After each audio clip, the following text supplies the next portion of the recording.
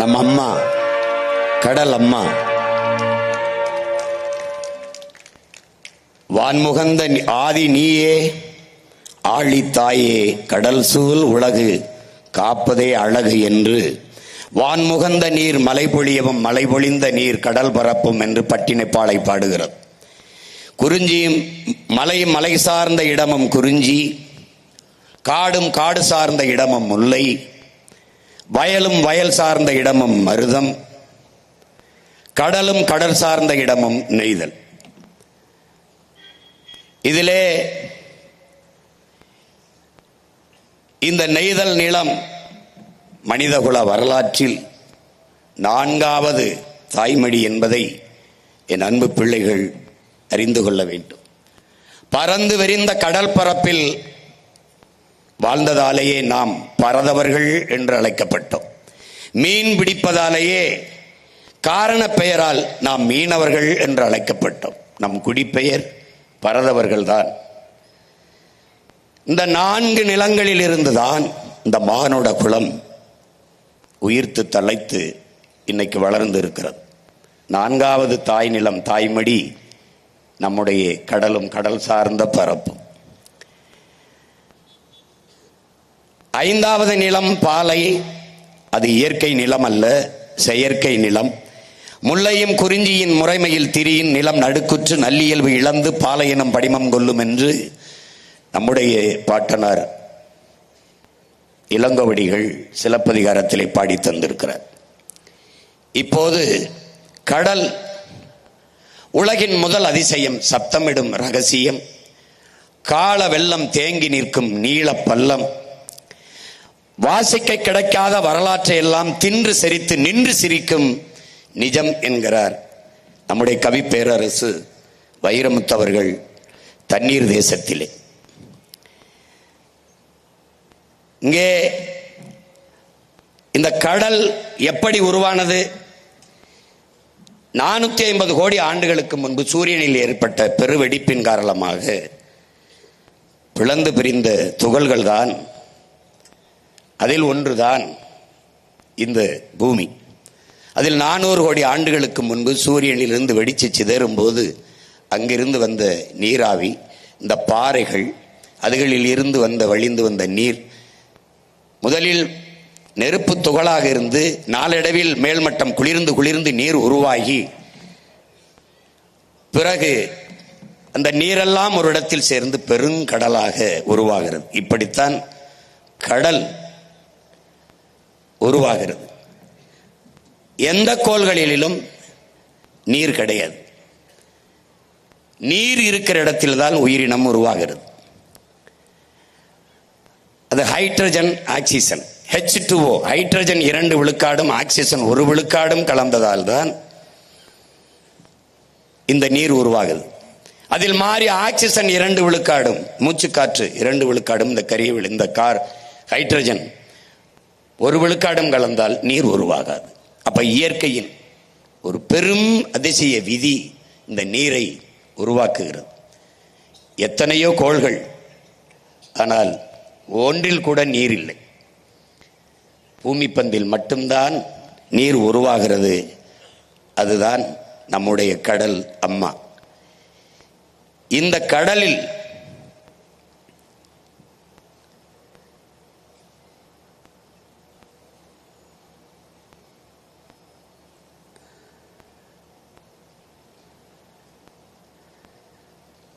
கடலில் இருந்துதான் என் அன்பு தம்பி தங்கைகளே, இதை பாருங்கள். 350 ஆண்டுகளுக்கு முன்பு ஒரு செல் உயிரி, நீங்கள் படித்திருப்பீர்கள். இதை பிரசவித்த நம் தாய் கடல். அதனால்தான் அவள் கடல் அம்மா. உலக உயிரில் முதல்ல பிரசவித்த தாய் அவள்தான். அவளுடைய கருப்பையில் தான் இந்த ஒரு செல் உயிரினம் உருவாகிறது. அதை பிரசவித்தவள் கடல். அதனால்தான் அவள் கடல் அம்மா. இதில் இருந்துதான் பல்வேறு படிநிலை மலர்ச்சி மாறி மாறி மாறி அதை பரிணாமம் என்கிறார்கள். நாம் படிநிலை மலர்ச்சி என்கிறோம். மாறி மாறி ஒவ்வொரு காலகட்டத்திலும் பல ஆயிரம் ஆண்டுகள், பல லட்சம் ஆண்டுகள் அப்படி மாறி மாறி மாறி மாறி பல்வேறு படிநிலைகளில் பல்வேறு வடிவங்களை பெற்று மாறி வருவதை பாருங்கள்.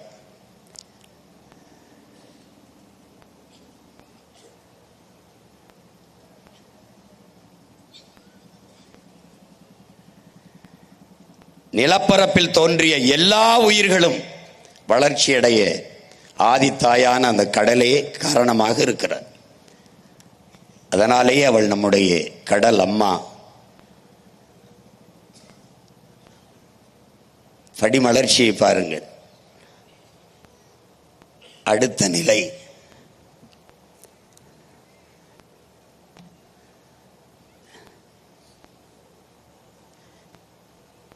இதைத்தான் நாம் படிநிலை பாய்ச்சல் என்கிறோம். உலகில் இத்தனை உயிரினங்கள், எல்லா உயிரினங்களுக்கும் குரல் வளை இருக்கிறது. ஆனால் மனிதனுக்கு மட்டும்தான் இந்த குரல் வளை பேசும் ஆற்றலை பெறுகிறது.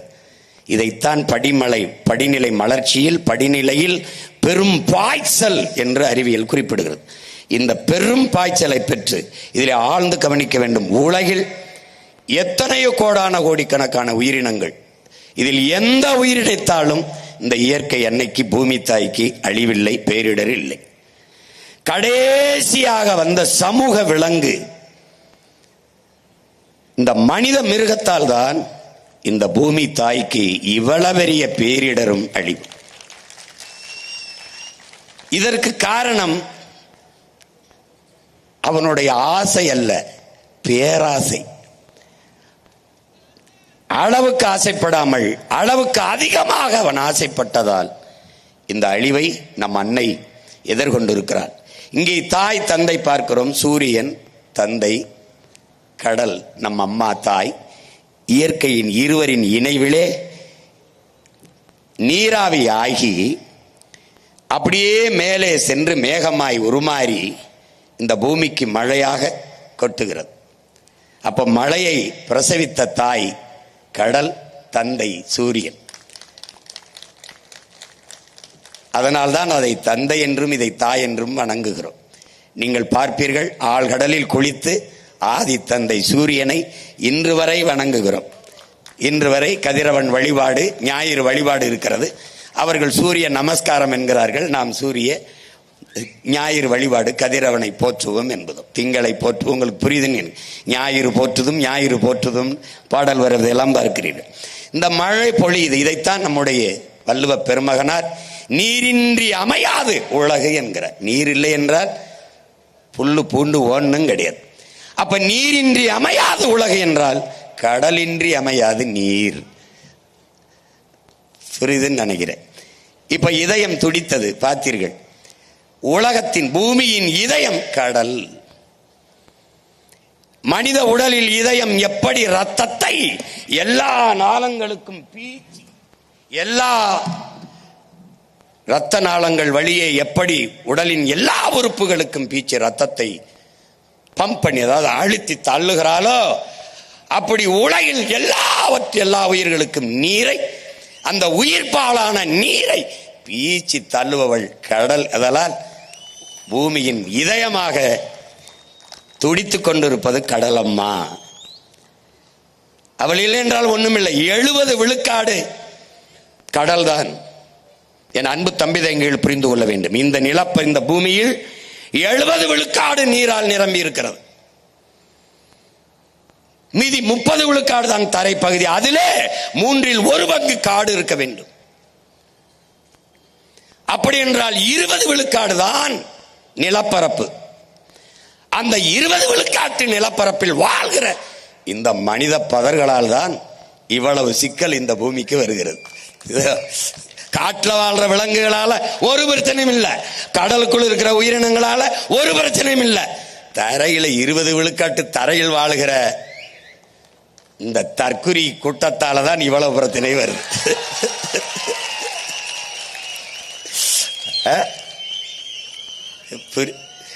பாருங்க பாருங்க, பார்த்துட்டே இருங்க. மீட்டோ எனவே இந்த பூமி பந்து 70 விழுக்காடு நீரால் சூழப்பட்டிருக்கிறது. இதை ஆழ்ந்து என் அன்பு பிள்ளைகள் 100 கோடியே 36 லட்சம் கியூபிக் கிலோமீட்டர் இந்த நீர் பரப்பு, அதான் கடல் பரப்பு. 100 கோடியே 36 லட்சம் கியூபிக் கிலோமீட்டர். இந்த நீல நிறமாக இது இருப்பதற்கு காரணம் உங்களுக்கு பூமி எல்லாமே கடல் முழுக்க நீளமா இருக்கிறதுக்கு காரணம், வானம் எல்லாம் நீளமா இருக்கிறதுக்கு காரணம் அந்த நீளத்தினுடைய ஆதிக்கம் பெரிய அளவுக்கு. பூமியில் 3/4 பங்கு கடலால் சூழப்பட்டிருக்கிறதுனால அது நீளமா இருக்கிறதுனால மொத்தமா வானம் எல்லாமே நீளமா இருக்கு. அது போக பார்ப்போம் ஏன் நீளமா இருக்குதுன்னு பார்ப்போம். கடல் நீர் ஏன் உப்பு கரிக்கிறதுன்னு பார்க்கணும். இந்த கடல் உப்பு கரிக்கிறதுக்கு இது கடல்ல தண்ணி உப்பு கரிச்சு விட்டு போல, கொட்டி விட்டு போல, தரையில் இருக்கிற இந்த பாறை பாருங்க, பாறை மணல் இதுல இருந்துதான் அப்படியே போய் தண்ணியில உப்பு கலக்குது. இங்க பாருங்க, இதுல இருந்து தான் உப்பு போகுது, அங்க உப்பு இல்ல. ஆனால் இந்த பாறை மண்ணில் குறைந்த அளவு உப்பு தான் இருக்குது. ஆனா கடல்ல ஏன் அது உப்பு, அது தொடர்ச்சி அந்த உப்பு கரிக்குது அப்படின்னா, எல்லாம் என்ன பண்ணுதுன்னா அந்த சூரிய ஒளியில இந்த நீர் என்ன ஆயிருது, நீராவியாகி மேல போயிருது. உப்பு அப்படியே படிஞ்சிருந்தனால பல கோடி ஆண்டுகளா அப்படியே அந்த உப்பு படிஞ்சே இருக்கிறதுனால எப்பவுமே கடல் நீர் உப்பு கரிக்குது. அந்த நீர் மேல நீராவி ஆகி போயிருது. அதனால அந்த கடலுக்கு தனியா உப்பு இல்லை, பாறையிலே மணல்ல இருந்து போய் அது நதி வழியே போய் கலந்து கடல் நீரை உப்பாக்கிறது. அப்ப கடல் நீர் உப்பு கரிக்குது, கரையில் இருக்கிற நீர் அதை தொன்ன உப்பு கரிக்கல. காரணம் அங்க இருக்கிற மணல் மேடு. இந்த பாரு மணல் மேடு, மணல் குன்றுகள்னு பேர் இதுக்கு. அது ஒரு சின்ன மணல் மலை, அதுதான் அந்த உப்பை இந்த பாரு அதை என்ன செய்யுது, அப்படியே உறிஞ்சிக்கிட்டு உப்பை உறிஞ்சிக்கிட்டு நல்ல தண்ணீரை கீழே கொண்டு போகுது. இப்ப இந்த உப்பு அது ஒரு வேளாண்மையா நம்ம பார்க்கப்படுது. உப்பு அந்த காலத்துல உப்பு தங்கத்துக்கு இணையான விளைவித்திருக்கு. அதுல இந்த பாருங்க, உப்பளத்துக்கு அந்த உப்பு நிலத்துக்காக போர் நடந்திருக்கு. அது யாருக்கு சொந்தம்ட்டு, தங்கத்துக்கு இணையா இருந்திருக்கு. உப்பு பாறைகளுக்கு உரிமை கோரி போர் நடந்திருக்கு. பாரு எப்படின்னு சண்டை போட்டிருக்கான். நம்ம உப்பை இன்னைக்கு மதிக்கிறது இல்ல. ராணுவ வீரர்களுக்கு சம்பளமா சம்பா அலம் நெல்லையும் உப்பையும் கொடுத்திருக்கான். அலம் என்றால் உப்பு, சம்பா என்றால் நெல். ரெண்டும் சம மதிப்பில் இருந்திருக்கு. உப்பின் மதிப்பு தங்கத்துக்கு இணையா இருந்திருக்கு.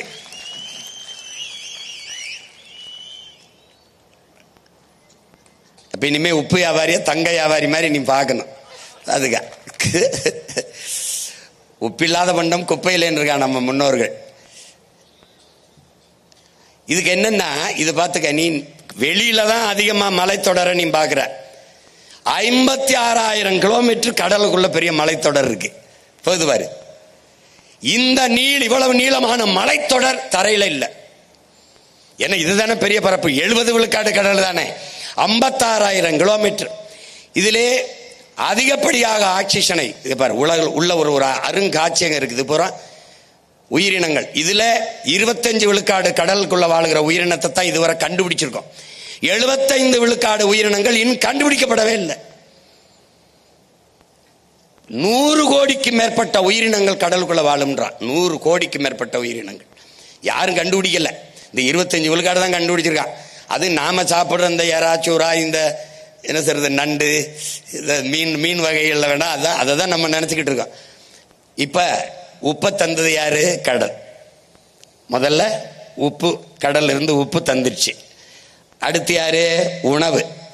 இதுல நீ நல்லா கவனிக்கணும், மனித குலத்தின் மானுடத்தின் உணவு தேவையில் 30 விழுக்காட்டை நிறைவு செய்பவள் நம் கடல் அம்மா, நிறைவு செய்பவர்கள் நம் மீனவ சொந்தங்கள் என்பதை அறிவார்ந்த தமிழ் சமூக மக்கள் புரிந்து கொள்ளணும்.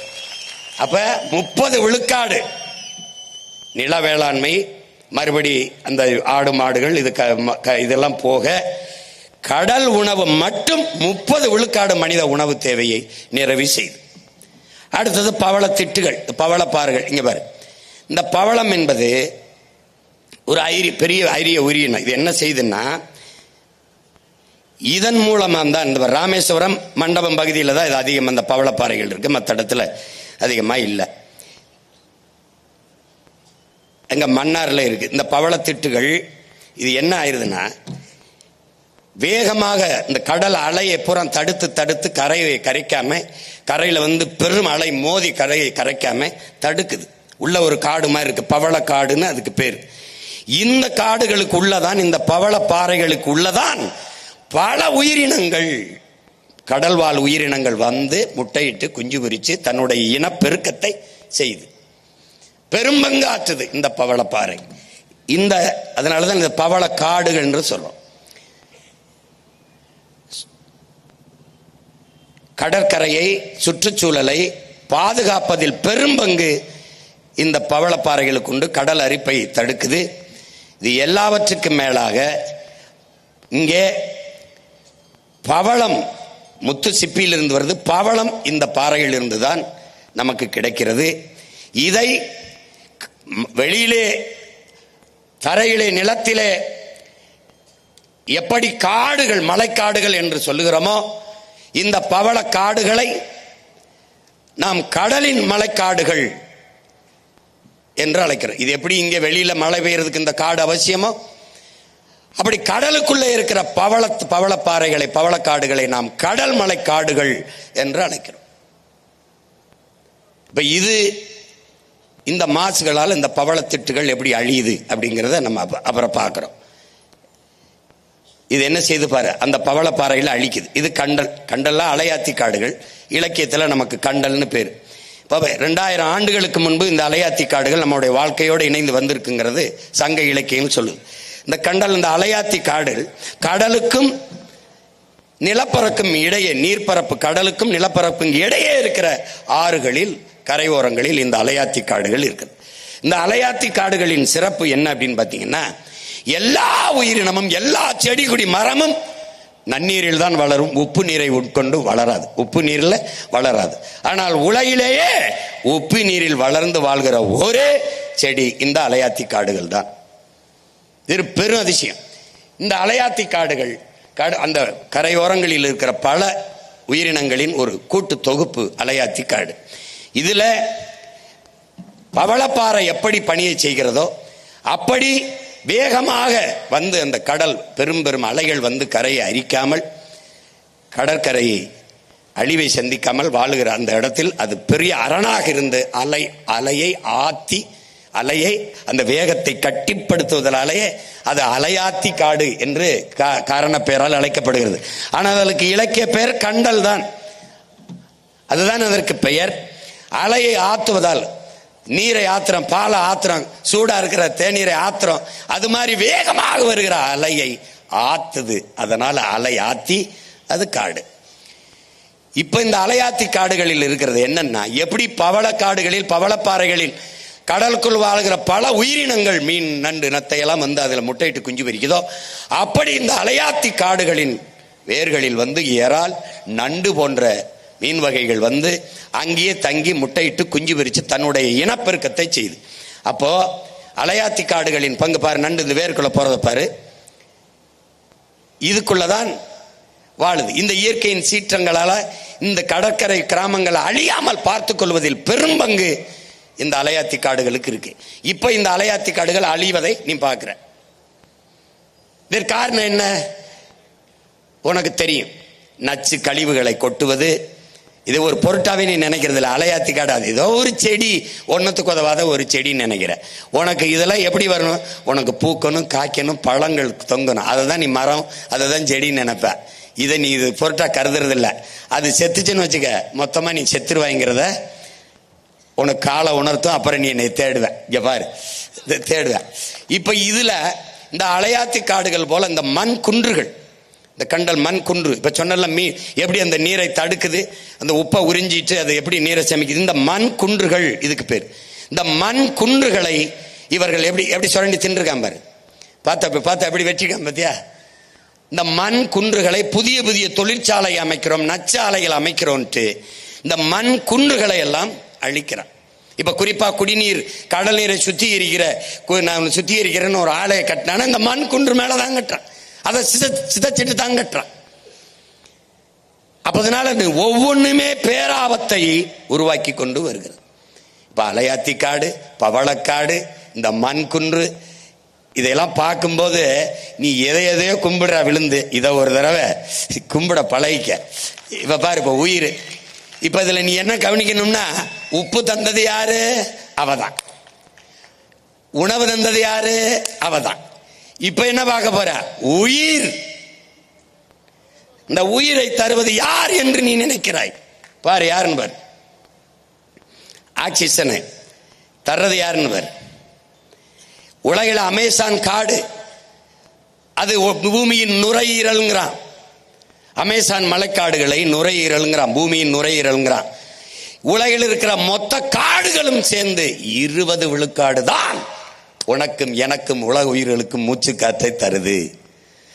பிறகு 80 விழுக்காடு மூச்சு காற்றை தருபவள் யார்? இவள் தான். இந்த பாரு, பொறுமையா பாரு. இந்த காடு வெறும் 20 விழுக்காட்டு தான் ஆக்சிஜனை உனக்கு தருது.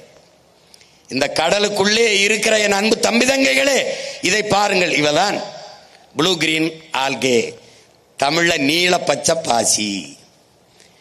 இது போல பல ஆயிரக்கணக்கான தாவரங்கள் உள்ள இருக்கு. அதுல பெரும்பங்கு இந்த நீல பச்சை பாசி.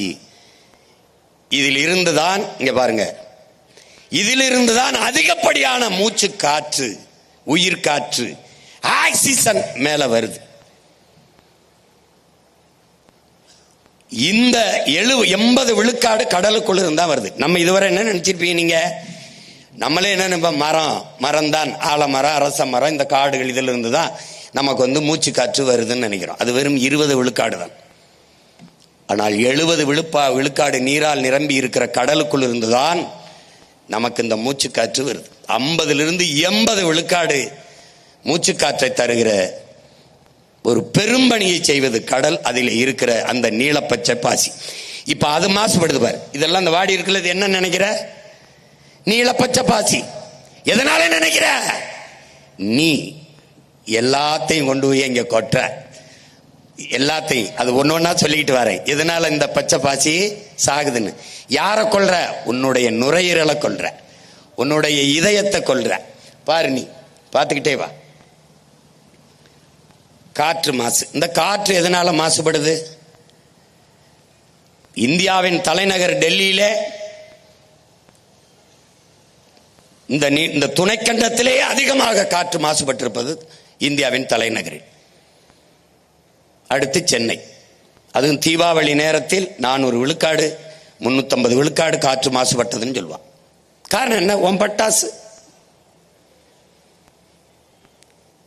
இந்த காசை கரியாக்குறதுன்னு இல்லை, அது காற்றை கரியாக்குறது. கரியாக்கி நாசம் பண்ற நீ. கந்தக துகளை சுவாசிக்க தொடங்குற. இங்க பாரு, இது யாரு? காரு. இது யாரு? Motor bike. இவன் வெளியிடுகிற இந்த பெட்ரோல் டீசலை எரிச்சு வெளியிடுகிற புகை, இந்த கார் வெளியிடுகிற புகை, இந்த நச்ச ஆலைகள், பெரும் ஆலைகள் வெளியிடுகிற புகை, எல்லாம் பார்த்துக்கிட்டே வா. உன்னுடைய அணு உலை, உன்னுடைய நச்ச ஆலைகள். இவன் யாரு? நெய்வேலி பழுப்பு நிலக்கரியிலிருந்து போறது. அவன் என்ன சொல்றான்னா, இது எங்கன்னா அதிகப்படியா பல ஆயிரம் ஆண்டுகளுக்கு முன்பு பூமியிலே புதைந்த எரிபொருளை தேடுவது. அது எது? பழுப்பு நிலக்கரி, மீத்தேன், ஈத்தேன். பூமிக்குள் புதைந்த பல ஆயிரம் ஆண்டுகளுக்கு முன்பு புதைந்த அந்த பொருள்களை எடுத்து அதை எரிபொருளாக பயன்படுத்தும் போதுதான் காற்று அதிகமாக மாசுபடுதுன்றான். பார்த்துக்கிட்டே வா ஒவ்வொன்னா. இது நிலக்கரி, நம்ம ஒரு நெய்வேலி தான். பாரு, பார்த்துக்க, நல்லா கவனிச்சுக்க. இதுல என்ன நீ ஆழ்ந்து கவனிக்கணும்? ஒரு பெரும் போர், ஈழத்தில் போர், இஸ்ரேலுக்கும் பாலஸ்தீனத்துக்கும் போர், காசாவிலே போர், அழிவு. ஆனால் போரின் பேரழிவிற்கு பிறகு கூட அங்கே மக்களை மீள் குடியேற்றம் செய்து விடலாம். ஆனால் மீத்தேன், ஈத்தேன் எடுத்த இடத்திலே, நிலக்கரி எடுத்த இடத்திலே, அணு உலை வெடித்த இடத்திலே மறுபடி நீ மக்களை குடியேற்ற முடியாது. அப்ப போரையும் விட பேரழிவு இவங்க தான். இத நல்லா கவனிச்சு பார்த்துக்கிட்டே வா. காற்று மாசு யாரு? இது யாரு? Methane, ethane. பார்த்து எப்படி எரியறான் பாரு நீ. இவன் யாரு? Hydro carbon. இவன் தான் எல்லாம். இது யாரு இங்க வெடிச்சது? இதனால என்ன ஆயிருதுன்னா, இந்த காற்றால என்ன ஆகுது, இதனால என்ன ஆகுதுன்னா, இந்த நச்சு காற்றுகள் இப்படி மேல போகுது. மேல போய் என்ன பண்ணுது, இது இங்க நுட்பமா நீங்க என் அன்பு தம்பிதங்கள் விளங்கிக்கணும். பூமிக்கும் நமக்கு 15 கோடி கிலோமீட்டர் இருக்கு. சூரியனுக்கும் பூமிக்கும் இடையில 15 கோடி கிலோமீட்டர் தூரம் இருக்கு. ஆனாலும் அங்க இருக்கிற சூரிய வெப்பத்தை நம்மளால தாங்க முடியல. மரத்து நிழல்ல போறோம், கொடையை பிடிக்கிறோம். 15 கோடி கிலோமீட்டர். அந்த வெப்பத்தை இடையில் தணிப்பவன் யார்? காற்று மண்டலம், வளி மண்டலம், காற்று படலம். அதை ஓசோன் என்று அறிவியல் சொல்லுது. அந்த காற்று படலம் என்ன செய்யுது, சரியா பூமியிலிருந்து 30 அல்லது 50 கிலோமீட்டர் தொலைவில் அந்த காற்று படலம் இருக்கு. அது வேகமாக சூரியனிலிருந்து வருகிற தகிக்க முடியாத, சகிக்க முடியாத வெப்பத்தை அப்படி தடுத்து அப்படி நிறுத்துது. அதாவது ஃபில்டர் பண்ணுது, வடிகட்டுது. அப்ப சூரிய ஒளி பட்டு தெரிக்குது. அதுல மழை தான். உட்காரு, மழைதாயா? ஏய், கடலம்மா பேசும்போது மழை பெய்யலைன்னா அப்புறம் என்னடா இருக்கு? கடலுக்கு என்னடா மரியாதை இருக்கு? நீ நனைஞ்சா முளைச்சு போறதுக்கு வெங்காயம் இல்ல, விதையும் இல்ல, வெள்ளை பூண்டும் இல்ல. உட்காரு, உட்காரு.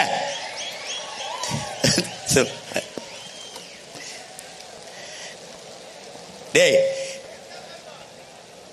டேய், மழைக்கு மரியாதை கொடுக்க கத்துக்கடா. டேய் இறக்குடா, டேய் இறக்குடா, கீழே போட்டு உட்கார்றா. டேய் உட்கார்றா.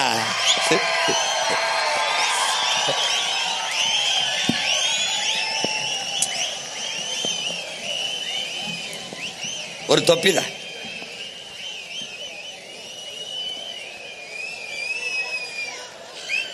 அவ்வளவுதான், போயிருச்சு. சும்மா நம்மளை வாழ்த்திட்டு போகுது.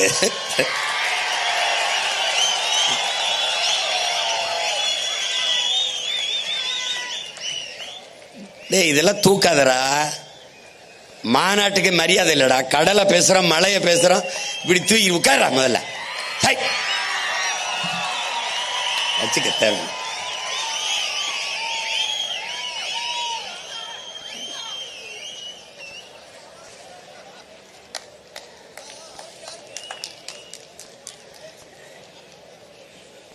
டேய், குண்டு மழை ஒழியும் போதே ஓடாம ஒரு இடத்துல என்ன வீர மறவர்களின் பிள்ளைகள். குளிர் குளிர் மழைக்காடா நம்ம களைஞ்சு போயிருவோம்.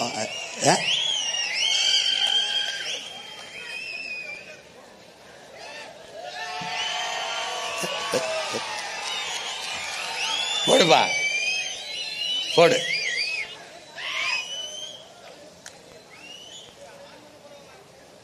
அங்க போடு, போடு.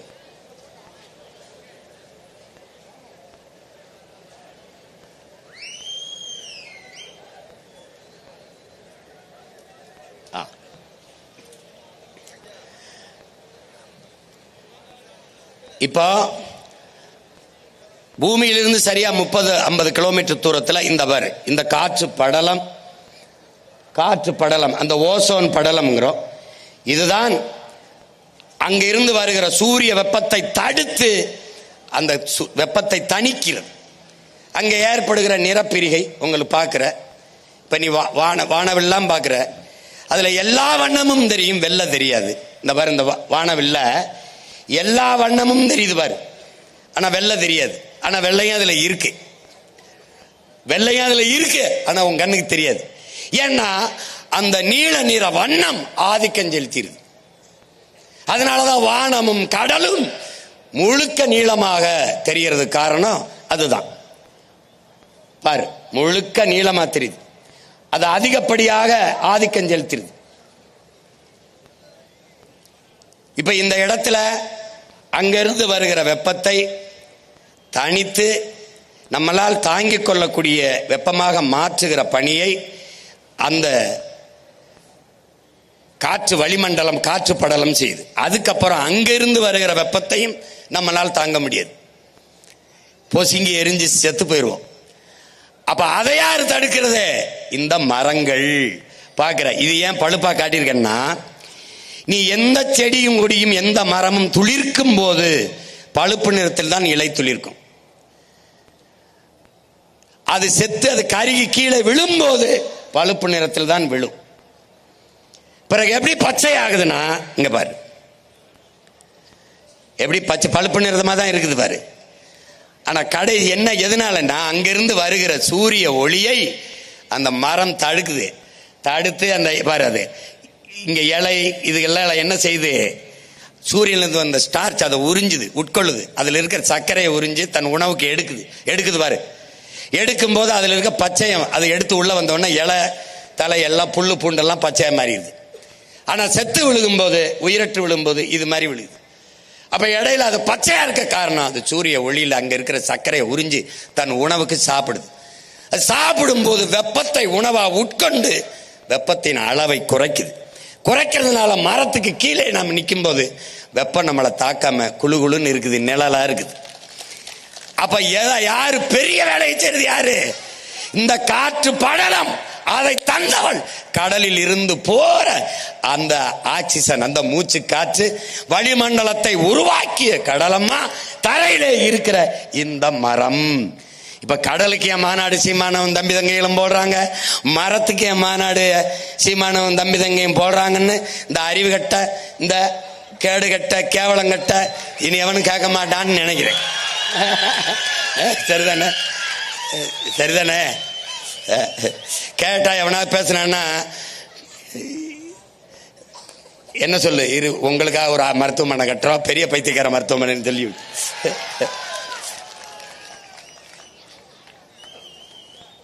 இப்ப இந்த காடுகள் இது என்ன செய்யுதுன்னா, புவி வெப்பமாகறனால என்ன நமக்கு பிரச்சனை அப்படிங்கிறத நீ பார்த்துக்கணும்.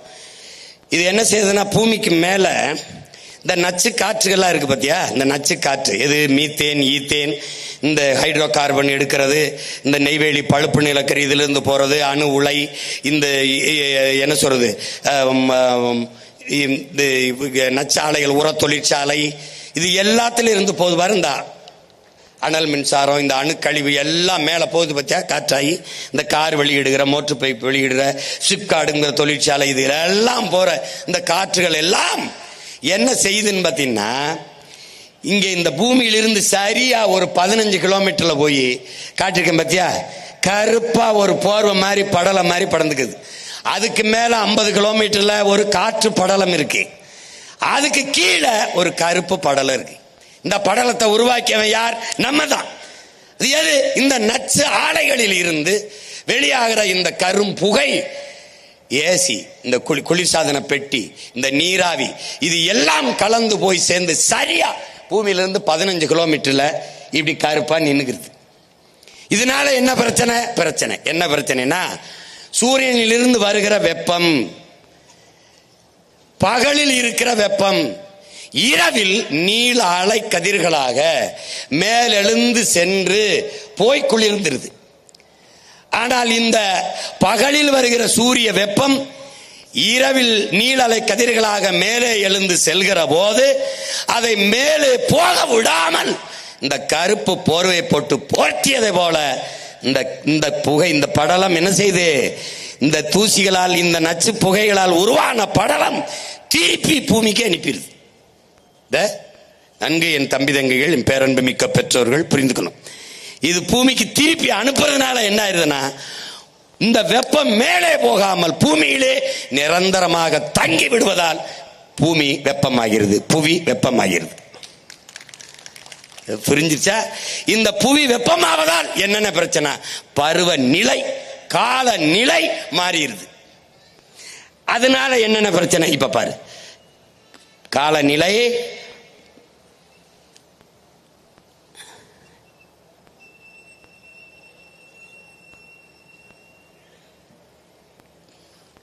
மேல போய் குளிர விடாம தடுத்துருது. அது அண்ணன் சொன்னதுதான்.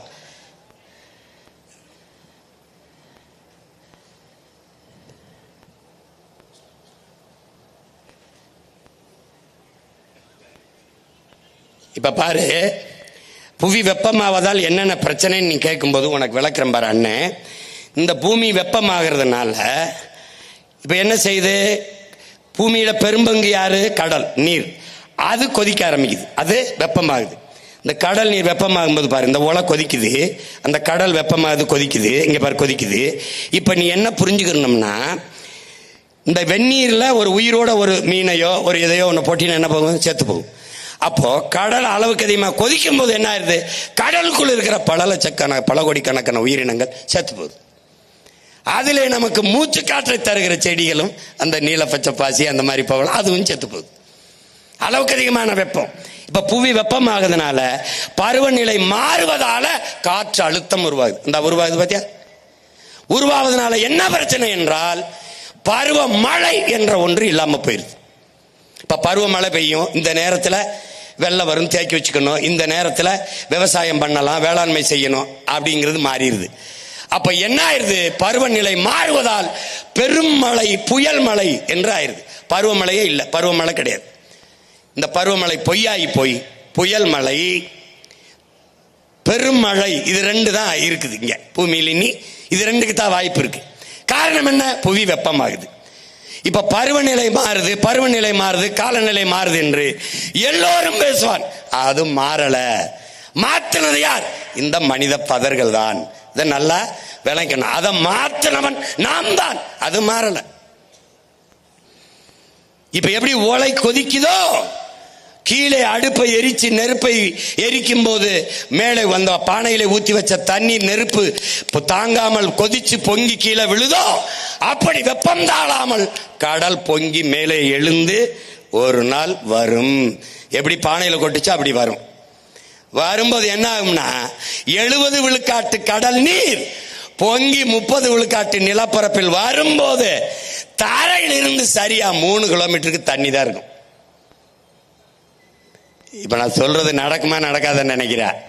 நடக்கும். பார்க்க நான் இருக்கணும், நீ இருக்கியோ இல்லையா, ஒரு நாள் நடக்கும். அப்ப என்ன சொல்லணும்? Be careful. பாருங்க பாரு, இப்ப கொந்தளிச்சு வருது பாரு. இது நம்ம ஐயா ஒரிசா பாலு, ஒரு கடல்சார் ஆய்வாளர், நம்ம ஐயா இறந்துட்டாங்க.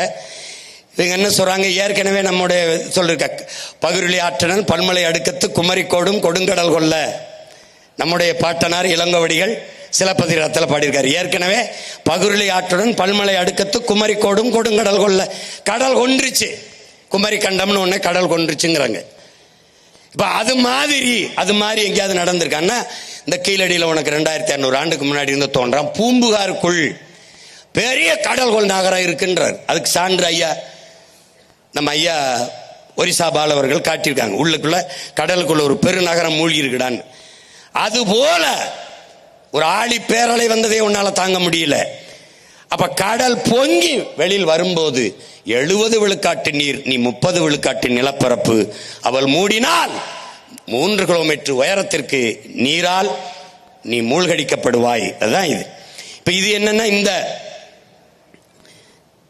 இதுல என்ன கொடுமைனா, இந்திய நிலப்பரப்புல அதிகப்படியா 81 விழுக்காடு நிலக்கரி மீத்தேன் ஈத்தேன் தமிழ்நாட்டில் தான் இருக்கு. இது காரணம் பன்னெடுங்காலமாக பல ஆயிரம் ஆண்டுகளுக்கு முன்பு வாழ்ந்த மூதாதை இதற்குள் வாழ்ந்து அதுக்குள்ளே பூமிக்குள்ளே புதைந்து போன மரம், செடி, கொடிகள், இலை, தலைகள் எல்லாம் மக்கி மண்ணோடு மண்ணாக புதைந்து வெப்பத்தாலும் அழுத்தத்தாலும் கரியாகி மாறுது. அது நிலக்கரி. அந்த கரியின் இடுக்குள்ளே ஒரு காற்று உருவாகிறது. அந்த வெடிப்புக்குள்ளே தேங்கி நிற்கிற காற்று எரி காற்று, அதுதான் மீத்தேன் ஈத்தேன் ஹைட்ரோ கார்பன் என்று சொல்லப்படுது. அப்ப அதை எடுக்கிறதுக்கு என்ன பண்ணணும்? பூமிக்குள்ள குழாயை போட்டு அந்த காற்றை உறிஞ்சுவதற்கு அங்கே இருக்கிற நீரை உறிஞ்சி வெளியில ஊத்தணும். வெளியில ஊத்தி விட்டு அந்த காற்றை உறிஞ்சணும். இப்படிதான் மீத்தேன் எடுத்துக்கிட்டு இருக்கான். நீ வெளியில பார்க்கும்போது ஒரே ஒரு குழாயை பார்க்கிறாய், ஒரே ஒரு குழாயை. நீ ஒரே ஒரு அடிமரத்தை பார்க்கிறாய், ஆனால் வேரை நீ பார்க்க முடியாது. ஆனால் பலாயிரக்கணக்கான வேர்களை அந்த மரம் விட்டுவிடும். அது போல இந்த மீத்தேன் ஒரு குழாயை பார்ப்பாய், அவன் பலாயிரக்கணக்கான கிளை குழாய்களை உள்ளே அனுப்பியிருப்பான். அவன் 1000 அடிக்கு கீழே போய் தண்ணீரை உறிஞ்சி உறிஞ்சி உறிஞ்சி வெளியிலே ஊத்துவான். தரைக்குள்ளே தண்ணீர் இல்லாது போகும்போது கடல் நீர் மட்டத்திற்கு குழாயை போடுவான். இந்த கடல் நீர் உள்ளே வரும். இந்த கடல் நீரையும் உறிஞ்சி தண்ணீரை வெளியே ஊத்துவான். நிலம் உப்பளமாகும். ஒன்றத்துக்கும் ஒரு பயிரும் செய்ய முடியாத அளவிற்கு நிலம் மாறும். இதனால்தான் அதை நிறுத்துங்கிறான். உனக்கு புரியுதுன்னு நினைக்கிறேன். அதை நிறுத்து. இப்ப 81 விழுக்காடு நிலக்கரி மீத்தேன் ஈத்தேன் தமிழ்நாட்டில் தான் இருக்கு. அதுக்குதான் இதை வேட்டையாடுவதற்கு எல்லா முதலாளிகளும் இங்க வர்றான். இந்த பசுமை கூட என்னது, நர்சரி. நீ பார்த்துருப்பா, இதுக்குள்ள இருந்துதான் இதுக்குள்ள நிறைய செடி கொடிகளை வளர்த்து நம்ம வெளியில எடுத்துக்கிட்டு போறோம். இது ஒரு நாற்றங்கால், இது ஒரு நாற்று. இதை பசுங்கூட விளைவு, கிரீன் ஹவுஸ் எஃபெக்ட்ங்கிறான். பசுங்குடில் விளைவு அப்படின்னு அறிவியல்ல சொல்றான். இது எப்படின்னா, இந்த குடியில பாக்குறீங்கள, இது மேலே இருந்து வருகிற சூரிய வெப்பத்தை உறிஞ்சிக்கும். ஆனால் கீழே, இந்த கீழே இருக்குல்ல, இந்த வெப்பத்தை மேலே போக விடாது. அதை போலதான் பூமியிலிருந்து மேலே 15 கிலோமீட்டர்ல படர்ந்து இருக்கிற அந்த கருப்பு படலம் புவியிலிருந்து மேலே வெப்பத்தை போக விடாம தடுத்துருது. இதை பசுங்கூட விளைவு, கிரீன் ஹவுஸ் எஃபெக்ட்ங்கிறான். எது, புவி வெப்பமாகுதல. இப்ப கடல் பொங்காம புவி வெப்பமாகாம இருக்க வேண்டும் என்றால் நமக்கு என்ன பண்ணணும்? இந்த நச்சு ஆலைகளை மூடணும். அதுக்கு என்ன மாற்று இருக்கு. அதே மீத்தேனத்தை நீ எப்படி எடுப்பா சீமான்? மக்கிய இலைதலை கழிவு, ஆடு மாட்டு சாணி, இந்த கோழி வாத்தினுடைய கழிவு, இதை குப்பை கிடங்கிலே கொட்டி அதை மக்க வைத்து அதில் எவ்வளவு வேண்டுமானாலும் இந்த எரிகாற்றை, இந்த பயோகேஸை, மீத்தேனீத்தனை எடுத்துக்கொள்ள முடியும். வாய்ப்பு இருக்கு. வர்றேன், ONGC எல்லா நாயும் மூடுறேன், திறக்கிறேன். புரியுதா உனக்கு? புரியுதுன்னு நினைக்கிறேன். போட எடுத்துக்கிட்டு போடா. அது அப்ப பூமியை வெப்பமடைய விடாமல் தடுக்க இருக்கிற வாய்ப்பு மரங்களை வளர்ப்பது. நீ வெயில் அடித்தால் கொடை பிடிக்கிறாய். பூமி தாய்க்கு வெப்பம், குடை பிடிக்க வேண்டும். என்ன குடை? பச்சை குடை. அது என்ன குடை? மரம். அப்ப 10 ஆண்டுகளில் பிரபாகரன் மகன், இயற்கை தாயின் பிள்ளை, என் தாய் நிலத்தை பச்சை போர்வையால் 10 ஆண்டு பசுமை திட்டத்தில் போர்த்துறேன். நீ பாரு, நான் செய்யறேன் இல்லையான்னு மட்டும் பாரு. உறுதியா செய்யணும். உனக்கு புரியுதா? இப்ப அடுத்து இது பசுங்கூட விளைவு பார்த்துட்டேன். இதெல்லாம் அதேதான். மேல போய் கருப்பு போர்வையா இருந்துகிட்டு அது வெப்பத்தை மேல போக விடாம பூமிக்குள்ளே இறக்குதுங்கிறதா இது. அதான் சொல்லுது. இந்த காடுகளை அழித்தல், எதுக்கு அழிக்கிறோம், ஏன் அழிக்கிறோம் தெரியாது, அவன் பாட்டு செஞ்சிட்டு இருப்பான். இதுவால் தான் புவியின் வெப்பம் அதிகரிக்குதுங்கிறத சொல்லுது.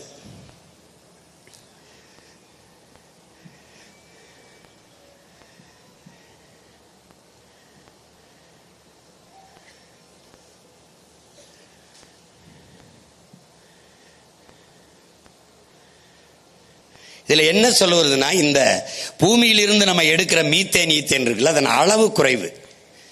அந்த மீத்தேன் ஈத்தேனின் பயனும் வாழ்நாளும் குறைவு. அது எவ்வளவு தூரம் பயன்படும், கொஞ்சம் தான். அதனுடைய வாழ்நாள் இருக்குல்ல, ஆயுள் இருக்குல்ல, அதுவும் குறைவு தான். ஆனால் அதனால் ஏற்படுகிற தீமை, பின்விளைவு ரொம்ப அதிகம். அந்த மீத்தேன் ஈத்தேன் இந்த பூமிக்குள் இருந்து பல ஆண்டுகளுக்கு முன்னாடி புதைந்து இருக்கிற அது, அந்த மூலப்பொருளை எடுத்து ஏற்படுத்துகிற, உருவாக்குகிற, எரிகாற்று தயாரிக்கிற இந்த மீத்தேன் ஈத்தேன், இதுல இருந்து வருகிற நச்சு காற்று தான் காற்று மாசுதான் மிக அதிகம்ங்கிறான். அப்ப இதனால் ஏற்படுகிற பின்விளைவு தீமை தான் மிக அதிகம்ங்கிறான். அப்ப முதல்ல இதை கை வைக்கணும். இந்த அயோக்கிய பயலம் மூடிட்டு மாற்று. சிங்கப்பூர் ஒரு சின்ன நாடு, இதே மீத்தேன் ஈத்தேனை மக்கிய மரக்கழிவில் இருந்து எடுக்குது. நம்முடைய அப்பா நம்மால் வரவர்கள் ஆடு மாட்டு சாணத்தில் இருந்து எவ்வளவு வேண்டுமானாலும் பயோகேஸ் எடுக்கலாம். என்னுடைய தம்பி மன்னார்குடியிலே மனித கழிவு, ஆடு மாட்டு கழிவில் இருந்து பயோகேஸ், இந்த எரிகாற்றை எடுத்து வீட்டுக்கு அம்மாவுக்கு அடிப்பெருக்க கொடுக்கிறான், மின் விளக்கு பொருத்துகிறான், அவனுடைய உந்தூரிலேயே ஓட்டி செல்கிறான். என்ன காட்சி இருக்கு, நான் போடுறேன். அவன் வீட்டில் செய்யறான், உங்க பிள்ளை நான் வந்து நாட்டில் செய்யறேன்றேன். இவ்வளவுதான், இவ்வளவுதான். புரிஞ்சிருச்சுன்னு நினைக்கிறேன். பார்த்துக்கிட்டே வா.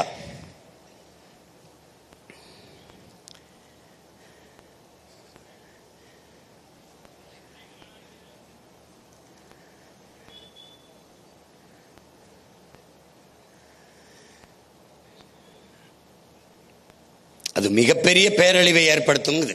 இப்ப என்ன சொல்ல வருதுன்னா, அது உன்னால வந்து இந்த கடல்ல இருக்கிற இப்ப நீ வந்து ஒரு காடை வெட்டி அழிச்சிட்ட, நான் நட்டு வச்சு வளர்த்துடலாம், உனக்கு புரியுதுன்னு நினைக்கிறேன். இப்போ தண்ணியை உறிஞ்சி வித்துற, நான் தடை பண்ணிட்டு தண்ணீரை சேமிச்சு வச்சுட்டு செத்துருவேன். ஆனால் கடலுக்குள்ள இருக்கிற பவளப்பாறையவோ அந்த நீலப்பச்சை பாசியவோ உன்னால என்னால ஒன்று உருவாக்க முடியாது. அப்ப என்ன செய்யணும்? மிக கவனமா கடல் அம்மாவை நம்ம பார்த்துக்கணும். உன்னைய பெற்ற தாய் என்னைய பெற்றாள், உன் தாயை ஒருத்தி பெற்றாள், உலக எல்லா உயிர்களையும் பெற்ற தாய் இவதாங்கிறத நீ கவனத்தில் வச்சுக்கணும்.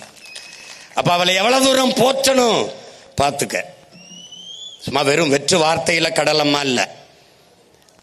அவளை ஏண்டா ஒரு எல்லாவற்றையும் கொடுக்கிறவனை ஏண்டா கருணை கடல்னு சொல்றான். கருணையோடு எல்லாவற்றையும் கொடுக்கிற ஒன்று இருக்குன்னா உலகத்துல கடல் தான். அதனாலதான் கருணை கடலே என்று சொல்றோம். அப்ப அது அப்படின்னா அவ யாருன்னு நீ பாத்துக்க. இப்ப கடல் நெகிழி இந்த மாதிரி பாரு. இதுல நீ என்ன கவனிக்கணும்னா, கடல் எதனால மாசுபடுது, காற்று எப்படி மாசுபடுது பார்த்துட்ட. காற்று மாசால என்ன? புவி வெப்பமாகுது. புவி வெப்பமால என்ன? கடல் கொந்தளிக்குது, கொதிக்குது. இப்ப இது என்ன? கடல் நெகிழி மாசு. இப்ப இந்த நெகிழிங்கிறது என்ன நீ பாக்குற, இதை நெகிழி ஆங்கிலத்தில் பாலித்தீன்கிறோம், பிளாஸ்டிக் குலைமம், தமிழ்ல குலைமம். இவை ரெண்டையும் இதனால ஒழிக்க முடியுமா? முடியாது. 4 நூற்றாண்டுக்கு முன்னாடி நம்ம இந்த பிளாஸ்டிக் இந்த நெகிழி குப்பையில் இருந்தோமா? இந்த பை இருந்துச்சா? நம்ம அம்மா கையில் பிளாஸ்டிக் குடம் இருந்துச்சா? இந்த நாற்காலியில் தான் உட்கார்ந்து இருந்தியா நீ? இது இல்லாம நம்ம வாழ்ந்தது இல்லையா? அப்போ இதை தடை செய்யாமல் கிளீன் இந்தியாங்கிறது எவ்வளவு பெரிய ஏமாற்று என்பதை நீ பார்க்கணும். இப்ப இந்த நெகிழி குப்பை பாரு, டே உன்னால நம்ப முடியுதா பாரு. இது மண்ணோடு மண்ணா மக்கி போக 50,000 ஆண்டுங்கிறான் ஒருத்தன், 5 லட்சம் ஆண்டுங்கிறான் ஒருத்தன், 50 லட்சம் ஆண்டுங்கிறான் ஒருத்தன். இதுல இருந்து என்ன தெரியுது? எவனும் பார்த்ததில்ல, பார்க்க போறதும் இல்ல, பார்க்கறதுக்கு இருக்க போறதும் இல்லை. யாருக்கும் தெரியல மண்ணோடு மக்கி போறதுக்கு. அதுல என்ன சொல்றான்? பூமியை அழிக்க அணுகுண்டு போட தேவையில்லை, பிளாஸ்டிக் பாலித்தீனே போதுங்கிறான். அணுகுண்டு உடனே அழிவை தரும், இது கொஞ்சம் கொஞ்சமாக அழிவை தரும், ஆனால் உறுதியாக அழிவை தரும். பார், இப்போ இந்த நெகிழி குப்பையை பார்த்துக்க, எங்க போகுது பாரு. நீ எங்கே போட்டாலும், தரையில் எங்கே போட்டாலும் இறுதியாக போய் சேர இடம் உன் தாயின் மடிதான். நல்லா கவனி, பார்த்துக்க. கடலுக்குள்ள என்ன இருக்குன்னு பார்த்துக்க, எங்க போய்கிட்டு இருக்குன்னு பாரு. இதுல என்ன சொல்றாரு நம்முடைய ஐயா கவி பேரரசு வைரமுத்து? ஆழி நெகிழியின் அகழியாக மாறிவிட்டதுங்கிறதுல. நதியில் எங்கே நீர் ஓடுகிறது? நெகிழிதான் ஓடுகிறது. கடலுக்குள் மீனின் எண்ணிக்கையை விட நெகிழியின் எண்ணிக்கை அதிகமாகிவிட்டதுங்கிறது. இந்திய நிலப்பரப்பு எவ்வளவு பெரிது? இந்த இந்திய நிலப்பரப்பை போல 3 மடங்கு கடலுக்குள் பிளாஸ்டிக் நெகிழி குப்பைகள் கிடக்கிறதுங்கிற. இந்த பிளாஸ்டிக் நெகிழி குப்பைகளை போட்டு கடலை மூடிவிட்டால் அதில் மிக அவசியமான உயிரினங்களான பவளப்பாறைகள், இந்த நீலப்பச்சை பாசி போன்ற அந்த உயிர்காற்றை தருகிற செடிகள் எல்லாம் அழிவை சந்திக்கும் போது பூமி அழிவை சந்திப்பதை தவிர வேறு வழி இல்லை. இதை விளக்குவதற்குத்தான் உங்கள் உடன் பிறந்தவன் இந்த கடலம்மா மாநாடை போட்டு, அது நான் பேசினால் உங்களுக்கு எங்க புரியாது போய்விடுமோ என்று பயந்து படம் போட்டு காட்டிக்கிட்டு இருக்கேன். ஏன்னா நீ படம் காட்டுறவனுக்கு போய் படங்க இது ஆடல் பாடல் படம் இல்ல, ரொம்ப அவசியமான அர்த்தமுள்ள படம். அதை பார்த்தா பாடையில போவ, இதை பார்த்தா பல்லாண்டு நல்லபடியா வாழ்வ. அதுக்கு தான் இதை இப்படி போட்டு காட்டுறேன். பார்த்துக்க.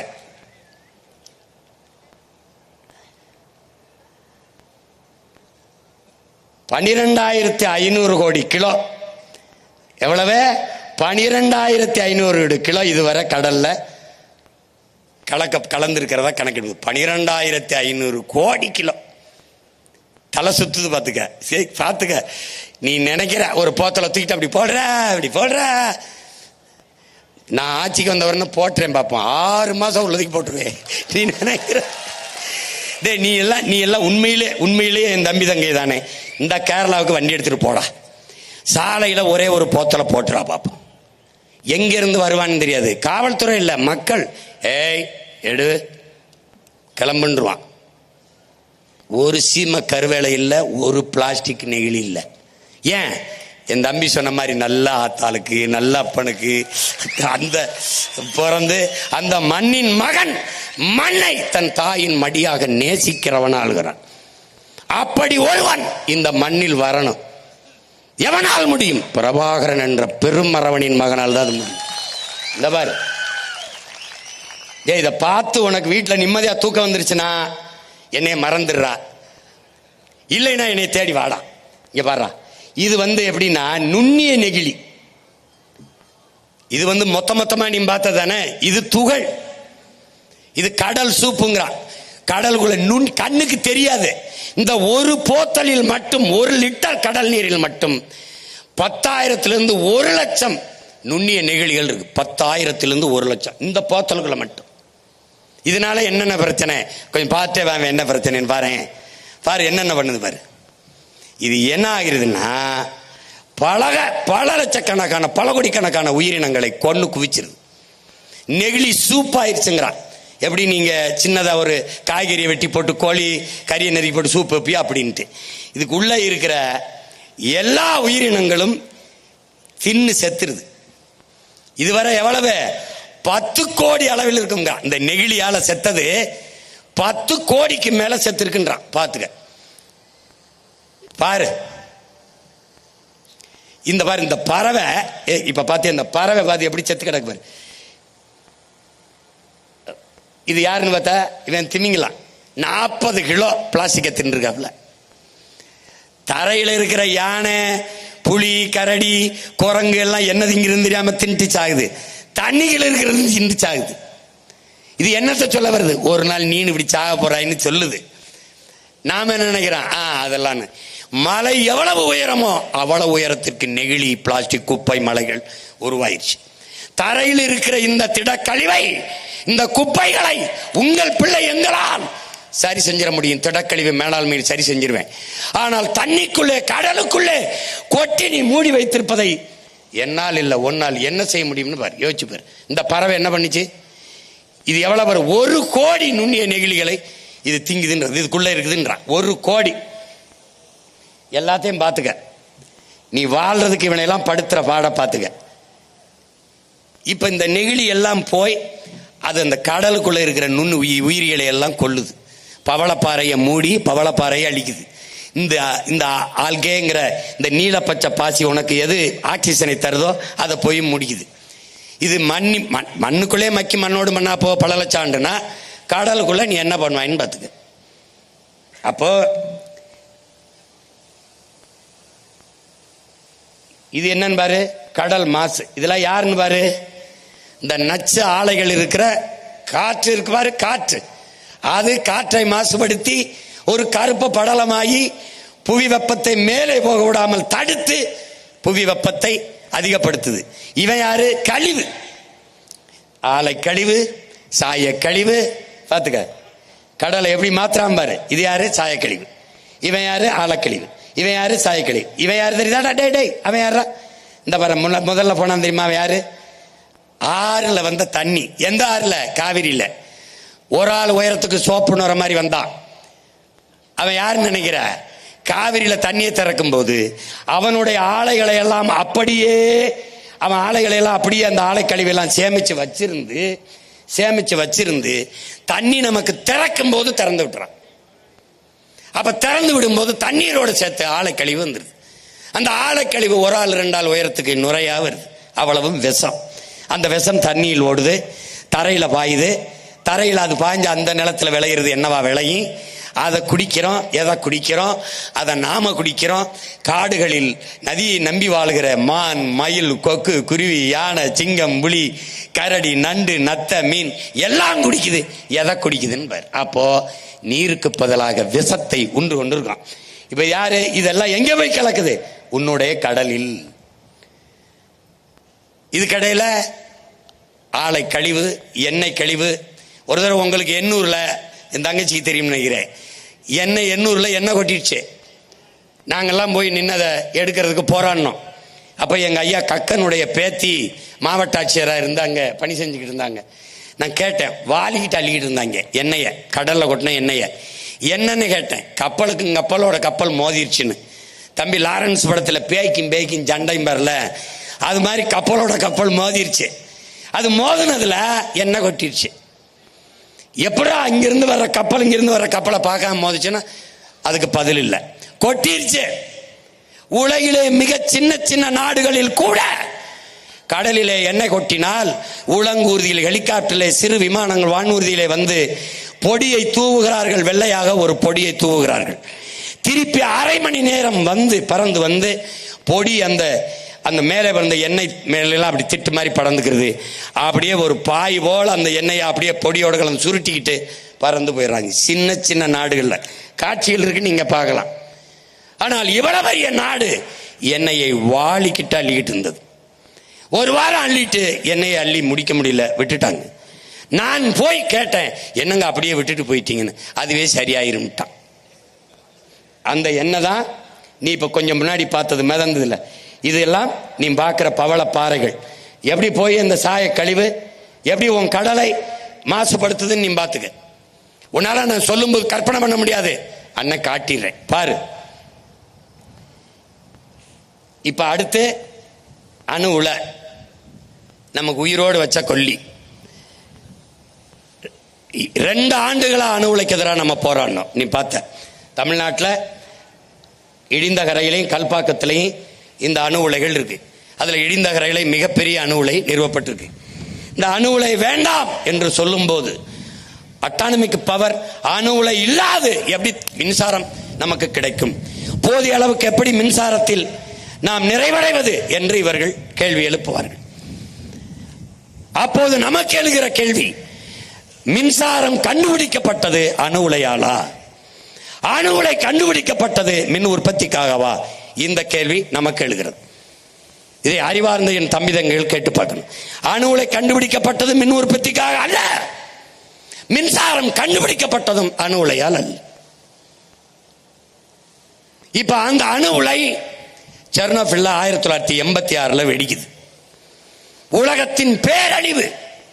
அன்றைய அதிபர், ரஷ்ய அதிபர் கோப்பர்சே பேசுகிறார், இது ரஷ்ய தேசத்திற்கு மட்டுமான அழிவு அல்ல, உலகத்திற்கு ஏற்பட்ட பேரழிவுங்கிறது.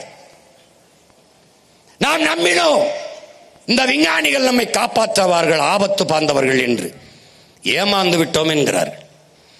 எனவே மிகப்பெரிய இரும்பு வேலியை போட்டுவிட்டு 1,00,000 ஆண்டுகளுக்கு இதன் அருகில் வராதீர்கள் என்று முடிவைத்து விட்டு போய்விட்டார்கள். 86 வெடிக்கிறது.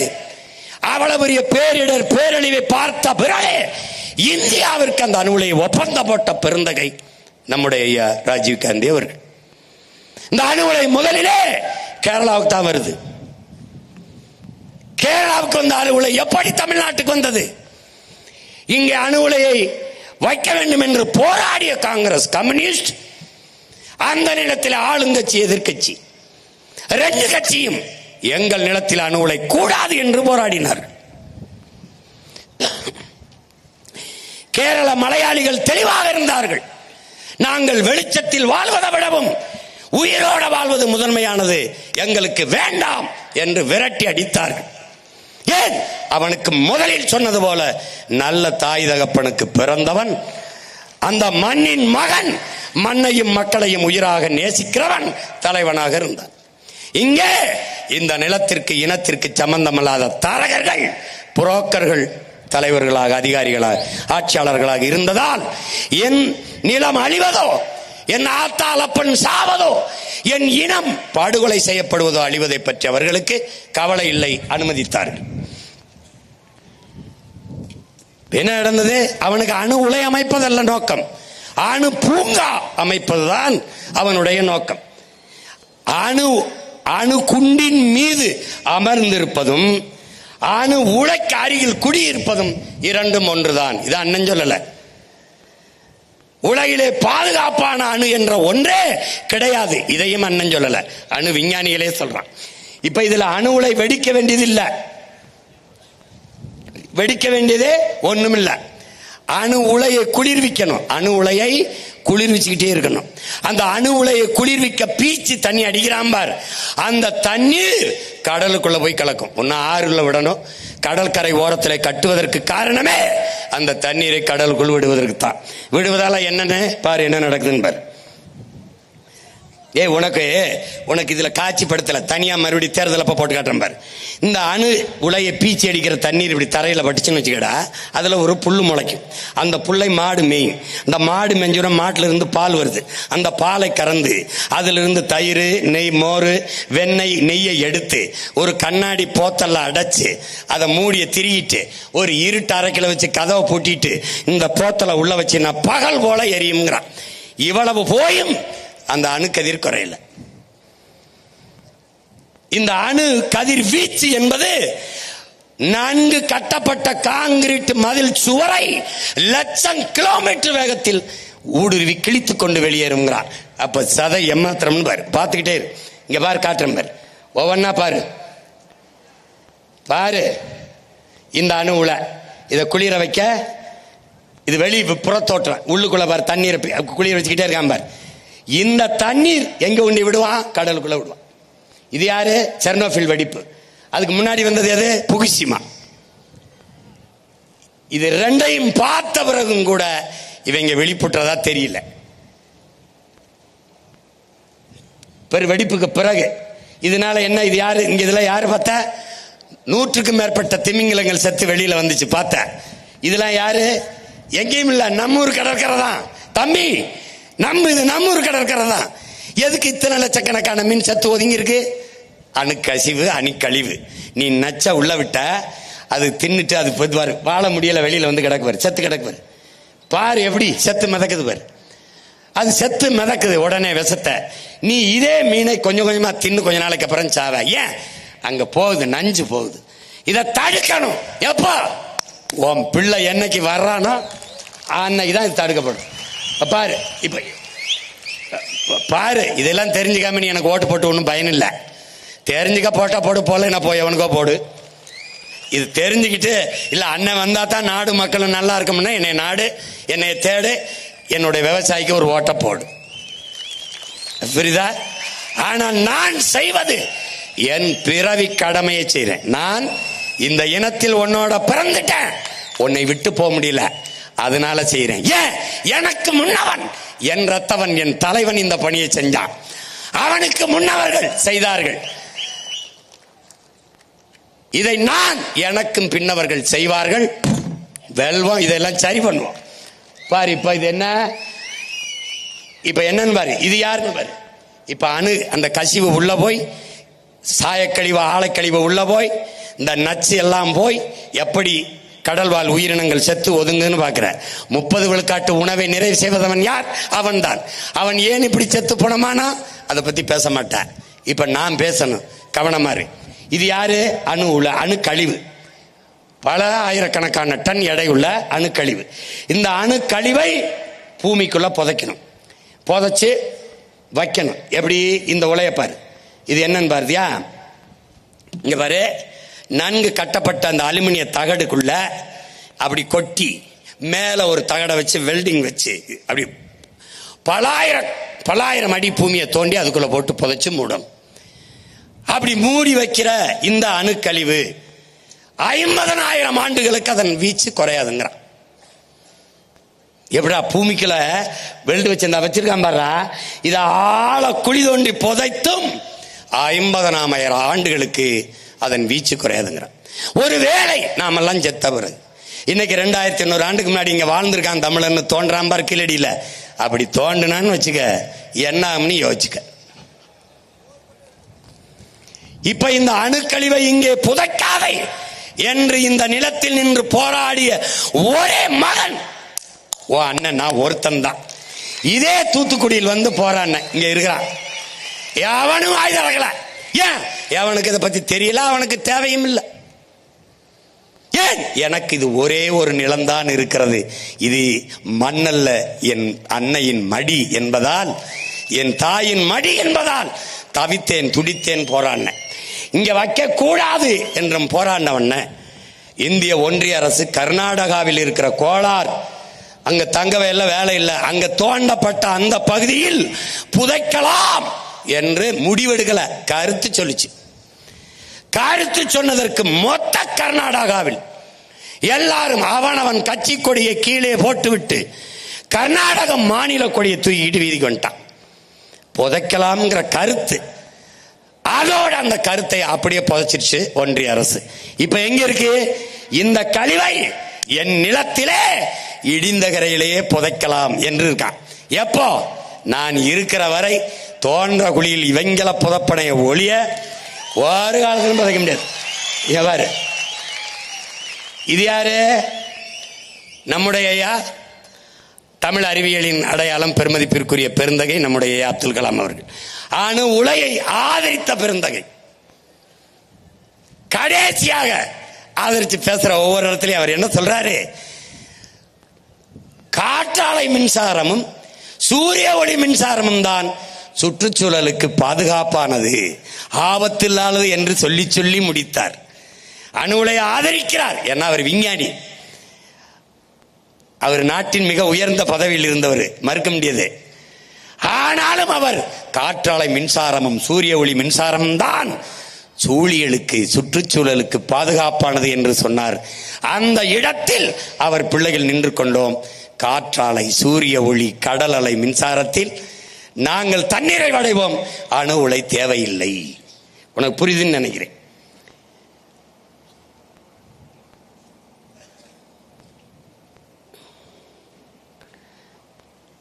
இவன் அடுத்த ஐட்டக்காரன். இங்க பாரு,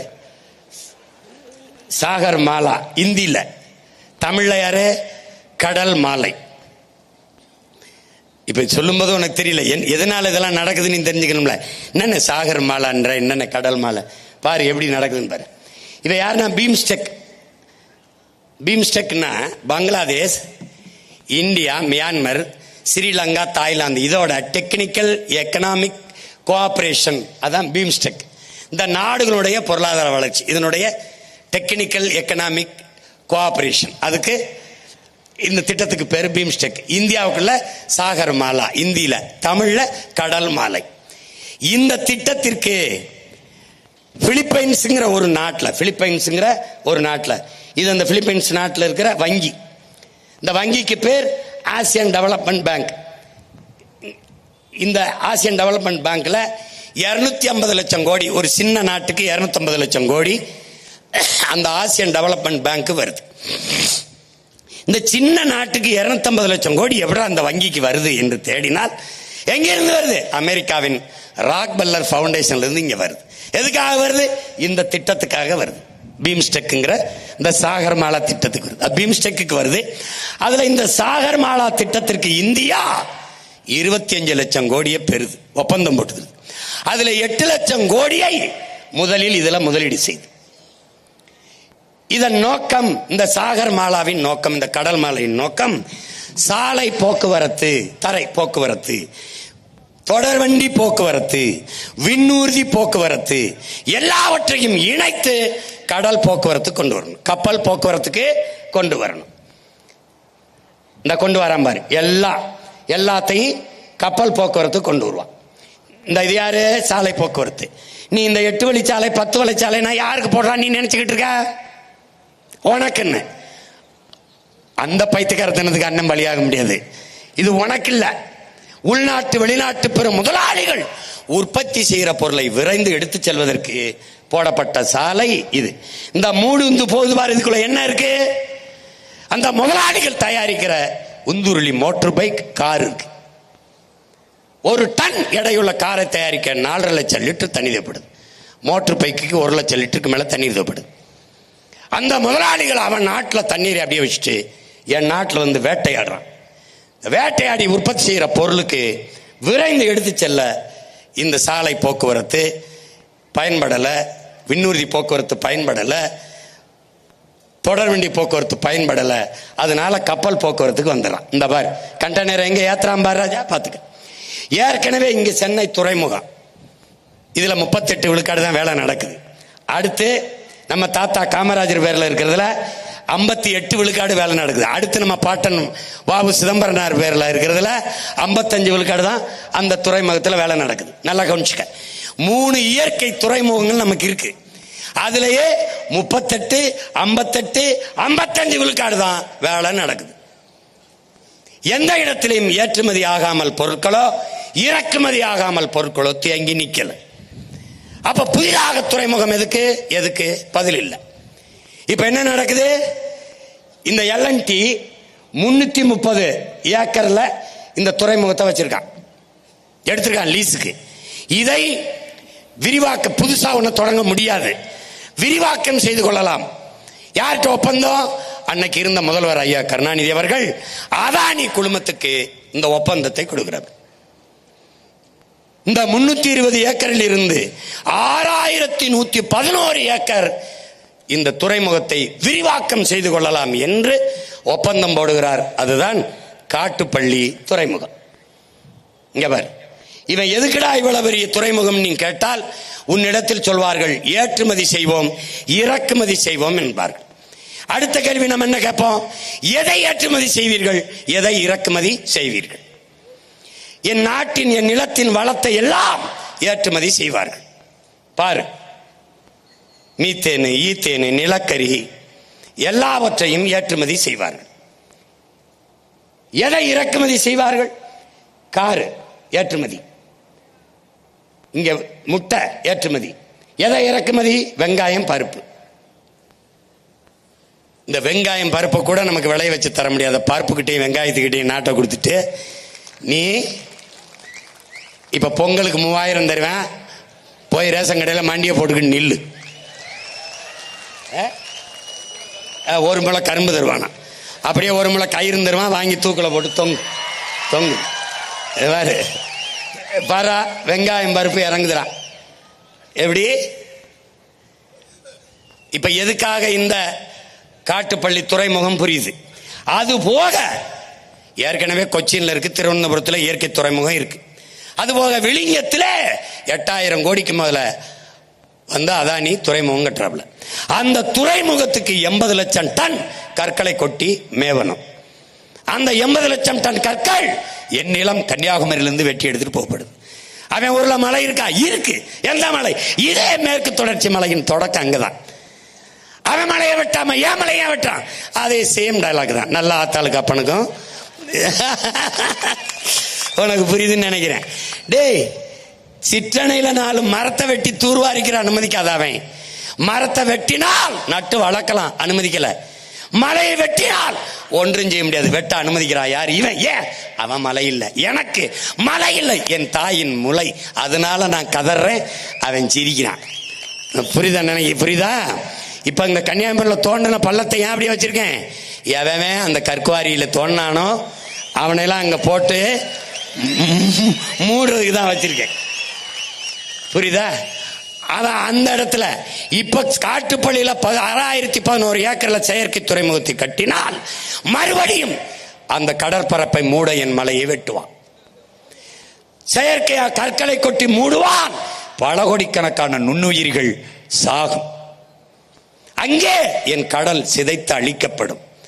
கடல் என்பது கடல் அல்ல, என் தாயின் மடி என்பதை தமிழ் இளம் தம்பி தங்கைகள் புரிந்து கொள்ளும். எதற்கு துறைமுகத்தை எதுக்குறா? எருக்கு இதை எதுக்குறா? இதெல்லாம் வளர்ச்சிக்கு எதிரே பைத்தியக்காரா. ஏற்கனவே இருக்கிற துறைமுகத்திலே பணி நடக்கல, 50 விழுக்காடு தான் நடக்கிறது. பிறகு எதற்காக 6111 ஏக்கர்ல தனியார் முதலாளி கட்டுகிறார்? அதான் கேள்வி. எதற்காக? முதலாளிகளின் வேட்டைக்காக. சாகர் மாலா என்கிற கடல் மாலை. அதனால் கடற்கரை ஓரங்களில் வாழ்கிற என் மீனவ சொந்தங்களை வெளியேற்றான். விரைந்து செல்ல சாலை போட 12 காலமாக வாழ்கிற பூர்வ குடிகளை வெளியேற்றான். அங்கே படகை நிறுத்தாதே வெளியேற்றான்.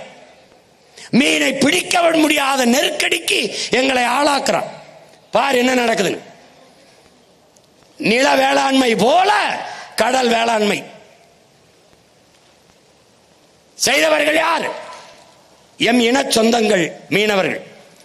பாரு, இதுவரைக்கும் எல்லை தாண்டி வந்தோம் என்று சிங்கள ராணுவத்தால் 840க்கு மேற்பட்ட மீனவர்கள் கொன்றொழிக்கப்பட்டிருக்கார்கள். 840க்கு மேற்பட்ட மீனவர்கள். பார்த்துக்க, இந்தியாவின் வலிமை மிக்க கடற்படை, உலகத்தின் வலிமை மிக்க 6வது கடற்படை இந்திய கடலுக்குள்ளே நிற்குது. எதற்கு? பாதுகாப்பு பணியை செய்ய.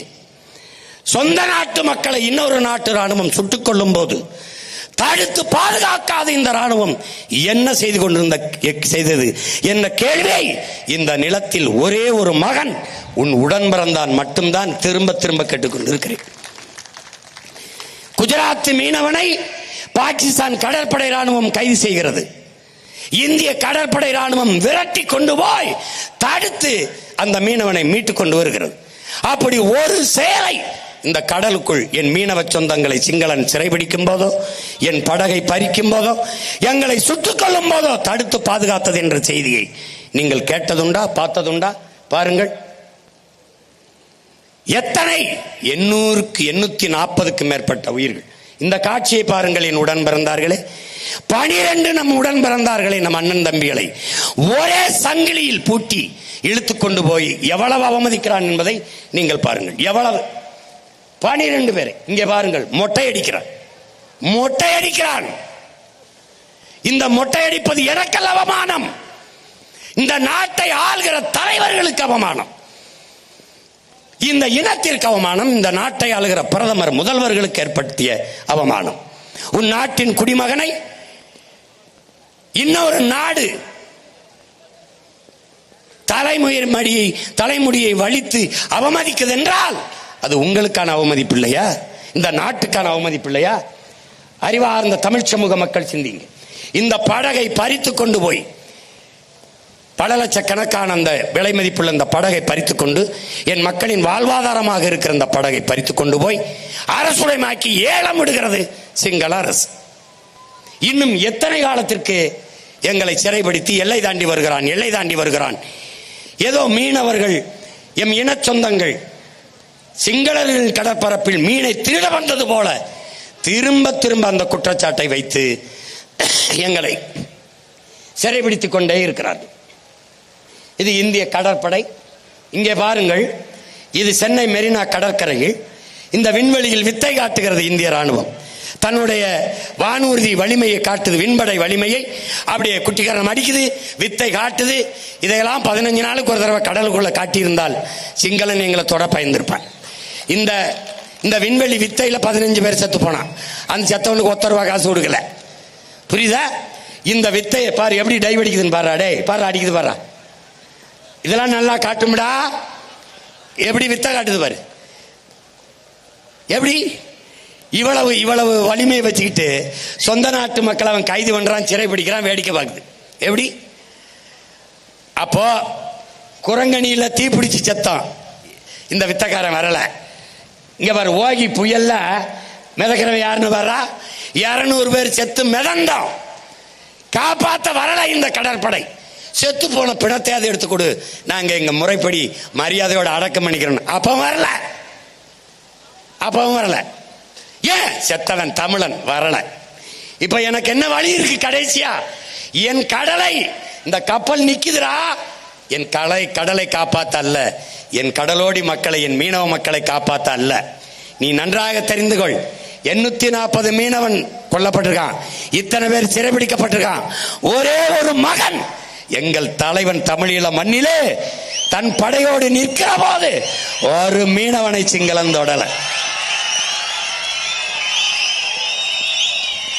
அப்ப யார்? என் இனத்தின் குல தெய்வமடா என் தலைவன் பிரபாகரன், என் இனத்தின் காவலாரன், காவல் தெய்வம் என்பதை தமிழ் இளம் தலைமுறை புரிஞ்சுக்கணும். இப்ப அவன் இல்ல, தொட்டு பார்க்கிறான். எழுதி வச்சுக்க, அவன் பிள்ளை இங்க நிக்கிற.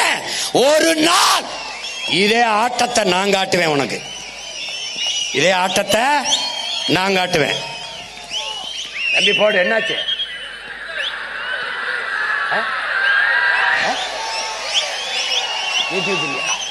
ஓடாடே ஓடா,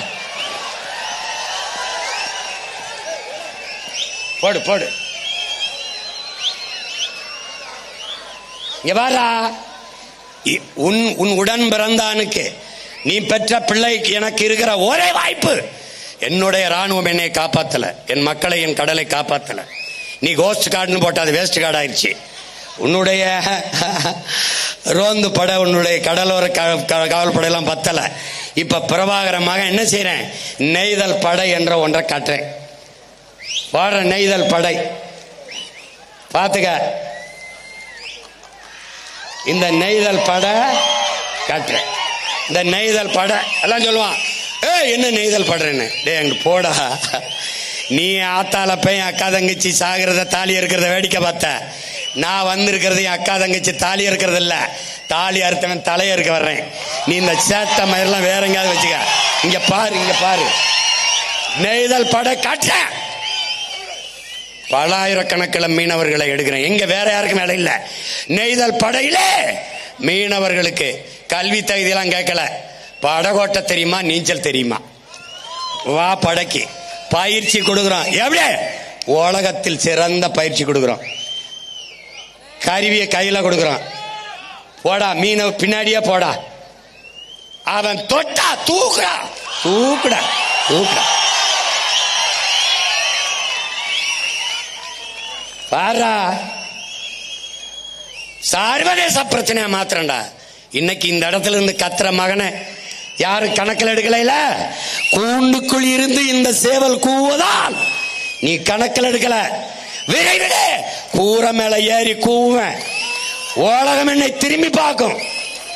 இதே பிரச்சனைக்கு என்கிட்ட பேச நீ வருவ, நான் வர வைப்பேன். இல்ல நான் பிரபாகரன் மகன்ல, நீ எழுதி வச்சுக்க. நீ பாரு, நீ பாரு பாரா, உனக்கு ஒரு திமிர் வரணும். ஒரு நாள் உண்மையிலே யார் தெரியுமாடா, நம்ம உலகத்தின் முதல் கடற்படை கண்ட அரசேந்திர சோழனின் பேரனும் பேத்தியலும்டா. கடல் படை கண்ட பெருமாவீரன் பிரபாகரனின் பிள்ளைகள். இன்னைக்கு தாண்டா அது இந்திய பெருங்கடல் வாங்கிப்பின்றான். அது சோழன் லேகடா, படகோட்டி விளையாடிட்டு இருந்திருக்காண்டா நம்ம பாட்டேன் அரசேந்திரன். அவன் பிள்ளைகள்டா. நம்ம கட்டம்டா நெய்தல் படைய.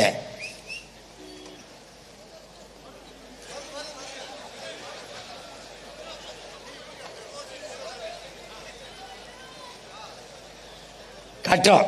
இப்ப என்ன தெரியுமா, அம்மாவோட கொஞ்சம் பேசிக்கிறேன். அம்மா, எங்கள் கடல் அம்மா, உன்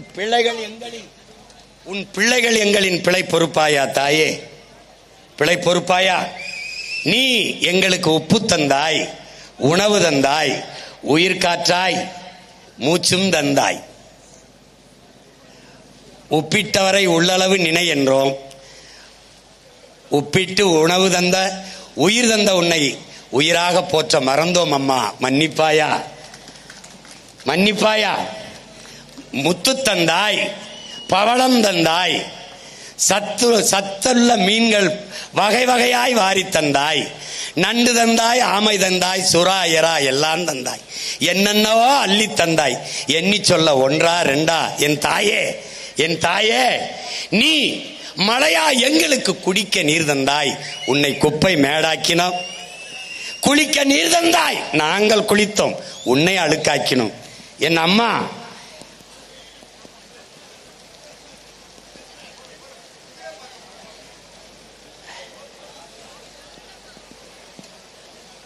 உன்னை உயிராய் போற்ற மறந்தோம். அம்மா பாரு, அவதான் எல்லாம் தந்தா. வகை வகையா மீன் தந்தா, நண்டு தந்தா, ஆமை தந்தா, சொரா எறா எல்லாம் தந்தா.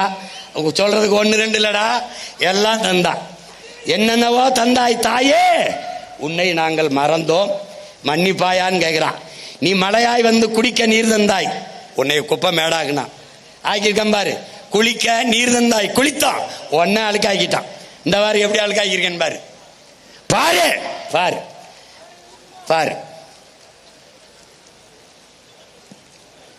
இது என்ன சொல்றான்? இந்த நானிலம் செழிக்க அருவியாய் ஆராய் ஓடையாய் ஓடி வந்தாய். ஆலை கழிவையும் சாய கழிவையும் அதில் கலந்து உன்னை சாக்கடை ஆக்கினோம் தாயே, சாக்கடை ஆக்கினோம். ஆக்கியிருக்க பாத்துக்க, பாத்துக்க. ஏன்னா படம் பார்த்து கெட்டு போனா இந்த படம் பார்த்தா திருந்து அன்னையே அன்னையே, நீ அமுத பால் ஊட்டினாய். அதை அருந்திக் கொண்டே, அந்த பாலை அருந்திக் கொண்டே உன் வாயிலே நாங்கள் நஞ்சை ஊற்றினோம். இந்தவர் எப்படி நஞ்சை ஊத்திருக்கா பாரா, டேய் பாரா. மனிதனை மனிதனே அழிக்க ஆயுதங்கள் பல செய்தோம், அணுகுண்டுகளும் செய்தோம். அது வெடிக்குதா இல்லையா என்று என் அம்மா உன்மேல வீசித்தான் சோதனை செய்தோம். எது செஞ்சாலும் கர்மம் முடிச்சவன் வெடிக்குதானா அவ தலையில தான் போடுவான். இந்த மாதிரி போடுறான் பாராடே, பாராடே பாரா. இந்த பாவம் உன்னை சும்மா விடாது பாரு. உன் நெஞ்சில் வீசித்தானே சோதனை செய்தோம் தாயே. ஆறு வறண்டது, ஏரி வறண்டது, குளம் வறண்டது, குட்டை வறண்டது, கண்மாய் வறண்டது, கால்வாய் வறண்டது. தாயே என் கடலம்மா, நீ வறண்டால் என்னாவோம் என்று எண்ணி பார்க்க மறந்து விட்டோம். தாயே மன்னிப்பாயா உன் மக்களை, மன்னிப்பாயா? பாரு, அவ வறண்டா என்ன ஆகும்னு யோசிச்சுக்க. உன் மக்களை மன்னிப்பாயா தாயே? என் அம்மா கடலம்மா மன்னிப்பாயா? கரையிலிருந்து பார்த்தால் கண்ணு கெட்டினவரே, கண்ணுக்கு வெறும் தண்ணீர் தான் தெரிகிறது அம்மா. ஆனால் உனக்குள் எத்தனை கோடி உயிரினங்கள் இருக்கிறது என்பது எவர் கண்ணுக்கு தெரிகிறது தாயே? எவர் கண்ணுக்கு தெரிகிறது? 100 கோடிக்கு மேலே, 100 கோடிக்கு மேலே உயிரினங்கள் வாழுதுங்கிறான். பார்த்துக்க நீ. ஆனா நமக்கு அது தெரியுதுல, வெறுமனே. இது என்ன சொல்றாங்க நபிகள்? ஒரு அருளாளரை போல எல்லா வளங்களையும் அள்ளி தருகிறாய் எங்களுக்கென்று இறைதூதர் நபிகள் நாயகம் சொல்றார். ஒரு அருளாளரை போல கடல் நமக்கு. அதனாலதான் அதுக்கு பேர் என்ன? கருணை கடல்னு பேர். அடுத்து என்ன? கொந்தளிக்கிற அலை. அது இறைமகன் இயேசுவின் ஒற்றை சொல்லுக்கு கட்டுப்பட்டு அது நடந்து செல்ல பாதை கொடுக்குது. நடந்து செல்ல பாதை கொடுத்தவள். பிறகு நம்பிக்கையோடு ஆழ்கடலில் வலையை வீசு என்று தன் அருமை சீடன் சீமோனுக்கு தேவகுமாரன் சொன்னதை கேட்டு கருணை, இங்க பாரு, கணக்கில்லாத மீன்களை அள்ளித்தந்த கருணை கருணை மாதா நம்முடைய கடல் அன்னை.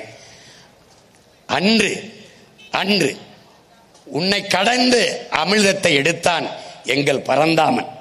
அன்று கடல் தாயே உன்னை கடந்த அமிழ்தத்தை எடுத்தான் எங்கள் பரந்தாமன். இன்று உன் நுரையீரலை குடைந்து இந்த பேராசை பேய்கள் மீத்தேன் ஈத்தேன் எடுத்து கெடுக்கிறார்கள் அம்மா.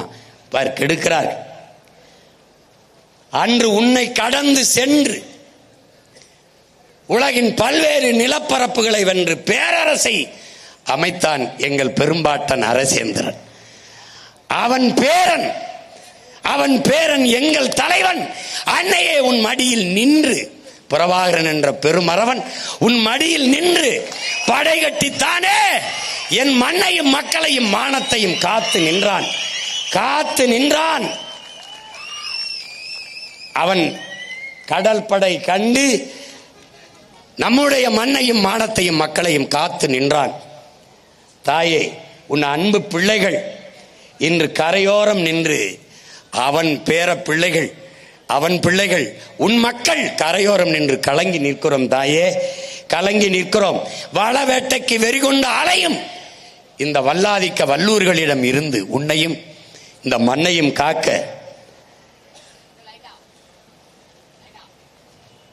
கூட்டாண்மை கொள்ளையர்கள், கார்ப்பரேட் முதலாளிகள், கூட்டாண்மை கொள்ளையர்களிடம் இருந்து இந்த நாட்டையும் மக்களையும் என் மண்ணையும் மக்களையும் காக்க வழியில்லையே என்று உன் கரையோரத்தில் கலங்கி நிற்கிறோம் தாயே. வழியில்லையே என்று கலங்கி தவித்து நிற்கிறோம் தாயே. என் அம்மா கடலம்மா, இந்த பிள்ளைகள் செய்த பெரும்பிள்ளையை பொறுப்பாயா? ஒன்றுதான் சொல்ல தோன்றுகிறது என் அம்மா. அன்றைக்கு நீ அந்த ஒற்றை உயிர், ஒற்றை செல் உயிரான அந்த உயிரை நீ பிறப்பிக்கவில்லை என்றால் உலகத்தில் இத்தனை பிரச்சனைகள் உனக்கு வந்தே இருக்காதே தாயே.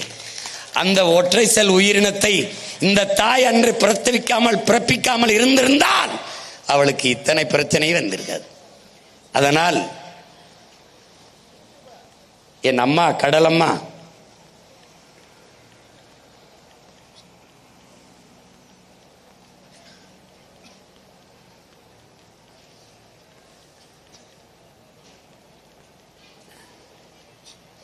உன்னை காக்க, இந்த மண்ணை காக்க உன் பிள்ளைகள் உன்னிடத்தில் வந்து நிற்கிறோம் அம்மா.